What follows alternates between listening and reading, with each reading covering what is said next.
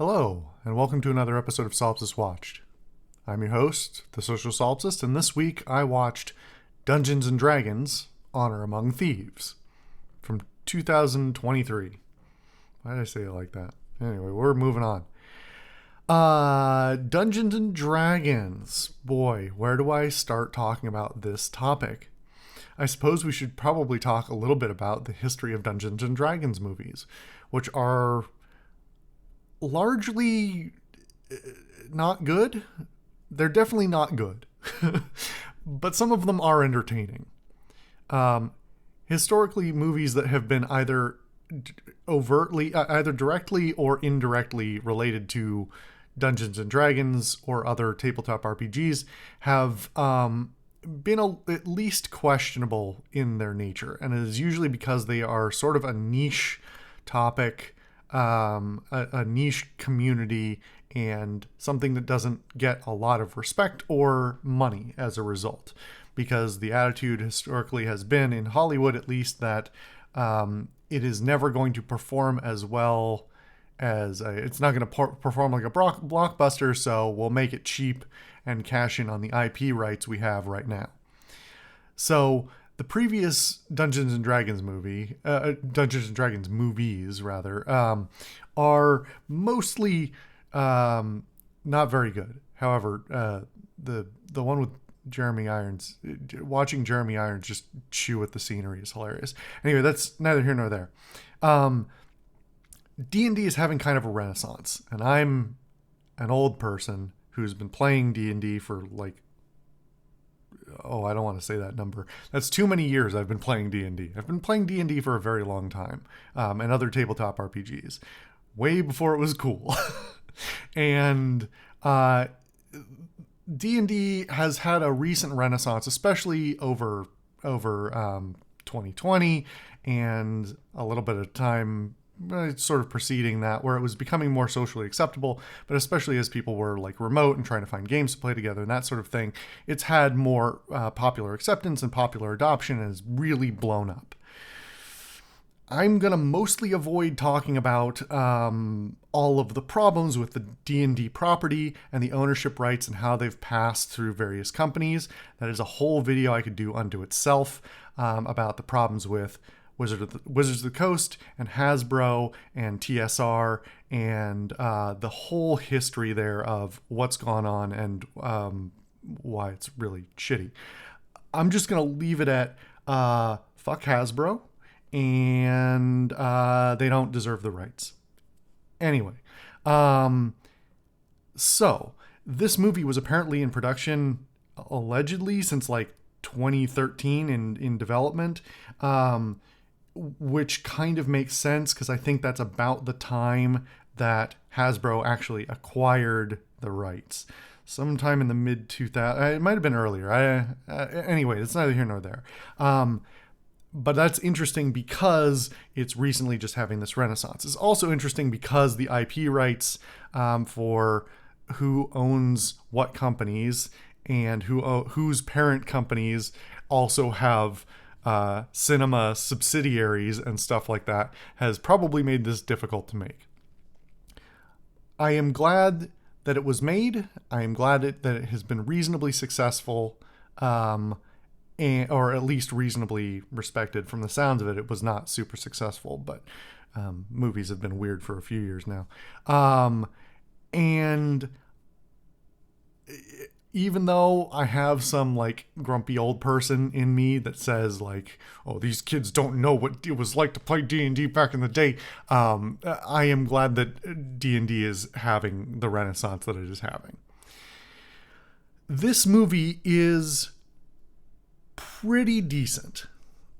I can't even determine what I want to say about it because it's fine. And the best analogy that I can come up for this is, this movie is if the Marvel teams were handed the rights to Dungeons and Dragons. It smacks very much of the same kind of sort of balanced but inoffensive writing that has a lot of comedy in it, but is trying to tell a genuine narrative and say something meaningful, but ultimately ends up kind of shallow and not as satisfying as you would want from what it actually turns out to be. And this runs all the way through the movie. I was actually really hopeful at the very beginning of the movie, which is sort of an introductory narrative telling you how these characters got to the time and place they're at. The framework for all of that actually works really well, sets up characters in a meaningful way, sets up relationships. And then the scene where it happens ends in such a silly way that I immediately knew what the rest of it was going to end up being. And I was kind of okay with it, but ultimately a little disappointed. And I was correct. Because the beginning shows a kind of traditional RPG narrative that the rest of the movie subsequently kind of doesn't. Now, is this a particularly good D&D movie versus just another fantasy movie? I don't honestly know, and nor do I know if a movie has to be a good D&D or a good D&D movie to be a good movie. What I'm trying to say here is I don't know entirely why the adaptations of D&D continue to happen, because D&D is the Forgotten Realms setting, which is the most popular setting within the Dungeons and Dragons intellectual property. There are many others. There are many other settings. Is one that quite a few people have a little bit of attachment to, and I don't think that many people have massive attachment to. And I've talked about this before. Whenever you're adapting one medium to another, you're inevitably going to cut corners, and there's going to be shallowness in certain places, if only because it's a different medium and there is such a limited runtime for a single movie. So to use the Forgotten Realms setting for a D&D movie, I think is kind of smart, but not as smart as it thinks it is. Because there's a lot of opportunity to say, oh, you already know this setting, you already know these locations, or you might already know all these things. But you can't rely on that as a movie maker. If you want your movie to be widely popular, you can't rely on prior knowledge. Even if it's within your own movies, you can't rely on that everybody who watched your next movie watched the previous one. So to say to make any assumption of knowledge of the Forgotten Realms or of the Dungeons and Dragons system, this is based mostly on, loosely mostly on the 5th edition rules. It is not. That's not something you can rely on. And I think I would have liked this even less if I didn't already know D&D so much. Now, I am going to give it credit where it's due for not hammering that into my skull at all times, because this very, very quickly could have devolved into the member berries meme of just like, hey, you know this spell, right? You know this location, right? Do you remember this thing? And that would have been really dull. And in discussion with some friends after watching it, the immediate comparison I made and said I was thankful it didn't do that is it didn't do the Star Wars thing where it just had to hammer home all of the same people, all the same locations, all the same, you remember this monster? It's this monster. And that's not to say this movie doesn't do it, but it does it with so much more finesse that is more like it gives a lot of fan service for people who already know the things, but it doesn't hammer it in your face. So it's fun to recognize monsters and spells and see how they adapted certain things to screen. And they don't force you to they don't explain things. They don't force you to recognize them. They work on their own. Now, that does mean that for somebody who has no knowledge or interest in Dungeons and Dragons, watching this is mostly a lot of characters pulling things out of nowhere with very little explanation.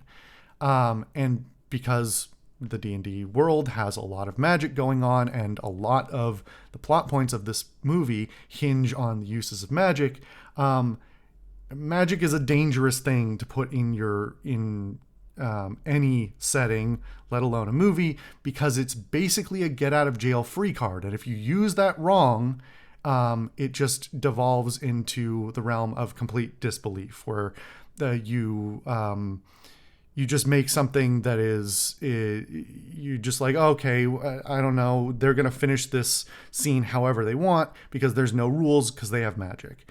And this manages to mostly not do that, but I also think for somebody who didn't have any experience, it might be kind of unsatisfying because they don't really understand the stakes. Now, I am not going to nitpick. I'm not the person who likes to nitpick the differences between original property and adaptation that much. I think it's an important consideration, but it is not the be-all end-all of whether a property is adapted well. And so there is plenty of hand-waving when it comes to the combat systems of D&D, which is very important to some people, and I imagine the looseness they play it with might irritate some players. I think it works fine and pretty well, and there's enough recognizable stuff that does seem to sort of, big air quotes, follow the rules, that I think it is satisfying. There are a few exceptions to that, though. The main one being there were a number of adaptations or brand new things that they brought into the film, and in fact added to the game prior to the film in order to be like, it was already in there, that just did not have to be present. In particular, no spoilers here, there's an artifact that shows up that they use, and there was absolutely no reason for them to need it, because the D&D world is expansive, and the whole point of D&D as a system, or tabletop gaming, is it's basically problem solving at its core. It's the DM presents you with a scenario, and with the tools at your disposal, your team's disposal, of which you have many, you need to find a solution. And there are lots of solutions in every one, like based on the limited knowledge of the characters, their abilities, their approximate levels, and the spells they should have access to, and their stats and things.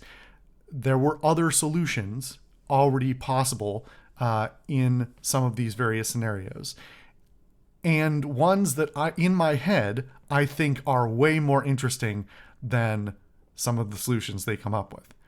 Now, that's not to say that they're all like that. I would say 20% maybe of the problem solving with a MacGuffin could go away, could have been simplified, could have been made more core to who the characters already were.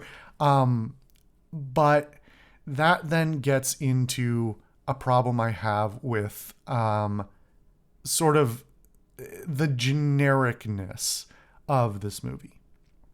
Now, like I said, this movie plays things very safe. These are not characters that people know, although they may be related to factions that people already know. And that serves to establish some baseline stuff if you know the property already. But the cast is pretty good, none of them great. They play characters that are pretty good, none of them great. And they play their characters. If this was literally people playing, if you narrated to me how this D&D game played out and asked me to guess how experienced or what kind of players were playing this game, I would say these players are relatively new to the game, maybe like in their first couple of campaigns, and don't know their don't aren't super into the role playing and don't know the class they're playing quite as well as one would hope for a really compelling narrative. So there's a lot of opportunities missed, because some of the best fun of playing Dungeons and Dragons is having people, at least for me, some of the best fun is having people play out just absurd, like progressively more absurd scenarios based on, I've found not just the fastest solution to this problem, but a really interesting and fun one that I get to play out for everybody. It's a matter of really satisfying collective storytelling, of being able to say, I could just smash that, or I could do this, and it's going to take 15 minutes, but it's really fun and funny and entertaining, and everybody's like leaves the scenario satisfied. So I wanted more of that, and there are a few opportunities that they do, where they do some smart and interesting like problem solving, but that again gets into a pacing problem and an overarching story structure problem, which is this movie moves reasonably quick and doesn't take a lot of pauses, and in that way is very much in sort of this traditional, over the last like 20 years, kind of traditional action fantasy superhero-y kind of thing. Of it's not a lot of what's here is for visual flair. It's not necessarily for character development. It's not necessarily for like thoughtful contemplation. It's, we need to get to the next scene, and it may be transitioned reasonably well, but you weren't completely satisfied with how the last scene played out. In fact, there are a couple of chunks of this movie that could be completely removed, because they are basically only there for the visual spectacle of, we went to X place and did these things, and they were very entertaining to see, but we could have completely removed them with very limited effect on the overall story. And that gets into this tone problem that I have with the film, about what it's really going for. There are sort of three plots simultaneously going on that are all reasonably well intertwined, but none of them are very satisfying. So I'm going to try and tell this in the most spoiler-free way possible. I really don't think this will be a spoiler. The very beginning of the movie is the establishment of Chris Pine's character, who's basically the character we're following. He's sort of the party leader of sorts. And his history and the family that he had. And the idea of, hey, what happens when an adventurer has a family is a really interesting premise. However, there are three plots going on. There's one, which is Chris Pine's character trying to, I can't even remember his name because it's kind of unmemorable. The characters are largely kind of unmemorable. Chris Pine's character redeeming himself for mistakes he made. It's a very traditional sort of family story. There is a heist narrative, and there is a defeat the big bad narrative. And they all intertwine, but none of them are ever really the singular focus, and none of them get the full attention that they need. So Chris Pine's character and all of the people around him never get the character development they need to make the narrative about his family and their history as compelling as it should be. The heist is too half-baked and hinges on too many shenanigans and silly things to really be that satisfying as it unfolds. And the defeat the big bad is never established well enough what the stakes are for success or failure, or the discovery of the plots and turnabouts to make the ultimate conclusion there that satisfying either. So you ultimately come up with three narratives that are kind of engaging, but end up very shallow. I could talk more about that, but I will save it. If I hope if you've seen this and you feel similarly or feel very strongly differently, I think what I'm saying should be kind of clear to people who have seen it. Let me know what you think in the comment. There are some things that I think this film does pretty well. Cinematography is pretty good. There are also some really nice practical effects. There's a lot of CGI too, and most of it's pretty good. Some of it's a little rough, but the practical effects I really appreciate. They're not super. There aren't a ton of them, but I think it goes in line with the costuming and the prop work, which is really quite excellent. Also, the cinematography is kind of generic.